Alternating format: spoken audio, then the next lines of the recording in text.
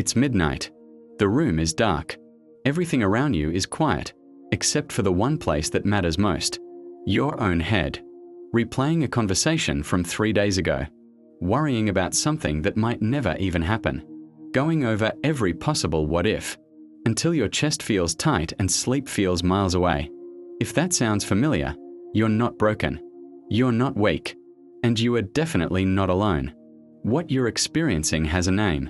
It's called overthinking, and today, we are going to break down exactly what's happening inside your brain when it does this, why it gets stuck in that loop, and most importantly, what science says you can actually do to quiet that noise for good. Stay with me. This one might just change how you see your own mind. Let's start with the basics. Overthinking is not just thinking a lot. We all think a lot. That's normal. Overthinking is when your thoughts become repetitive, uncontrollable, and unproductive. You're not solving a problem. You're just spinning. Psychologists actually describe it in 2 ways. The first is rumination. This is when you're stuck in the past, going over mistakes, embarrassing moments, things you should have said differently. Your brain keeps replaying the highlight reel of your worst moments over and over. The second is worry. This is future-focused. The endless what-ifs. What if I fail? What if they don't like me? What if something goes wrong? It's your brain trying to prepare for every possible bad outcome. Except it never actually prepares anything. It just stresses you out. Here's the fascinating part. Both of these feel productive. They feel like you're doing something, like you're preparing or processing. But research tells a very different story. The more you ruminate, the worse your thinking actually gets. You're not getting closer to an answer. You're just exhausting yourself. Your brain isn't helping you. It's trapping you. What's going on inside your brain? So why does the brain do this? Why would it put us through something that clearly isn't helping? To understand this, we need to talk about 2 key players in your brain. The first is the prefrontal cortex. This is the rational, logical part of your brain. The part that plans, problem solves, and keeps you grounded in reality. The second is the default mode network, or DMN. This is a network of brain regions that activates when you're not focused on a task, when you're daydreaming, reflecting, or doing nothing. Neuroscientists call it the brain's idle mode. Here's the problem. In overthinkers, the default mode network becomes overactive. It doesn't switch off. Even when you're trying to relax, watch TV, or fall asleep, your brain is still firing, still generating thoughts, still running through scenarios. There's one more brain chemical worth mentioning here: cortisol. When you overthink, your body treats it like a threat, releasing stress hormones as if the danger is real, even when it isn't. That's why chronic overthinkers often feel physically exhausted, tense, or anxious. Their nervous system has been working overtime all day. The root causes. Now here's something important. Overthinking doesn't just appear out of nowhere. It usually has roots. Root number 1, the need for certainty. Many overthinkers have a deep discomfort with uncertainty. The mind thinks, if I just think about this long enough, I can control the outcome. But life doesn't work that way, and the attempt to think your way to certainty only creates more anxiety. Root number 2, fear of making the wrong decision. Overthinking is often perfectionism in disguise.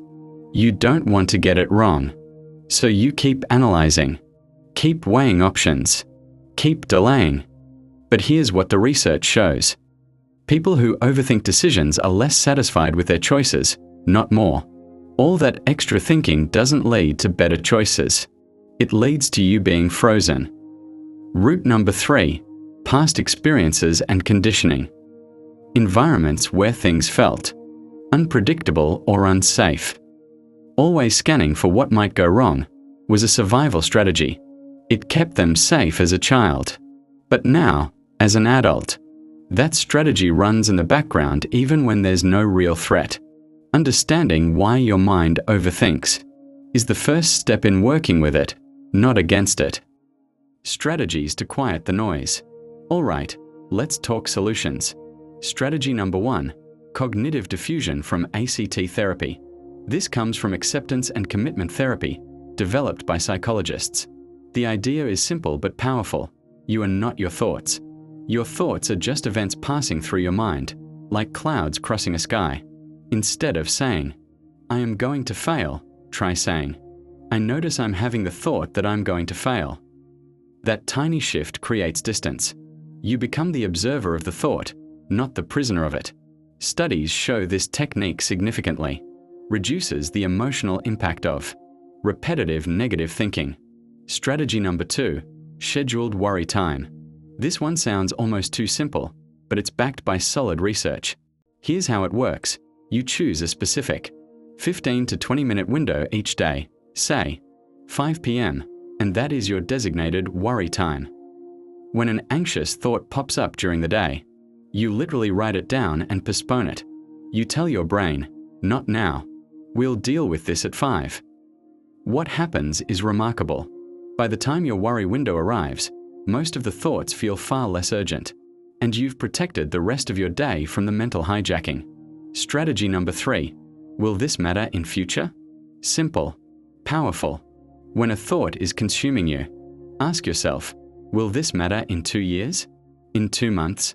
In 2 weeks? Most of the things we overthink are temporary. Giving them permanent real estate in your mind is a mismatch. This question forces your prefrontal cortex back online, pulling you out of emotional reactivity and into perspective. Strategy number 4, physical pattern interrupts. Here's something fascinating, because overthinking lives in the mind. Sometimes the fastest way out is through the body.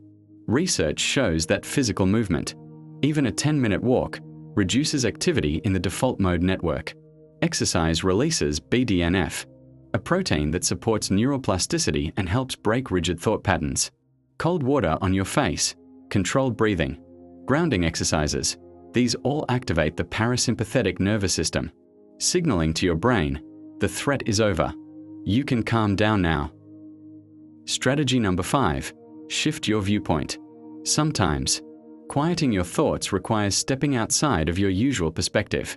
How you see the world is shaped by your life experiences, values, and assumptions. Imagining things from a different point of view can help you work through some of the noise. A new relationship with your mind.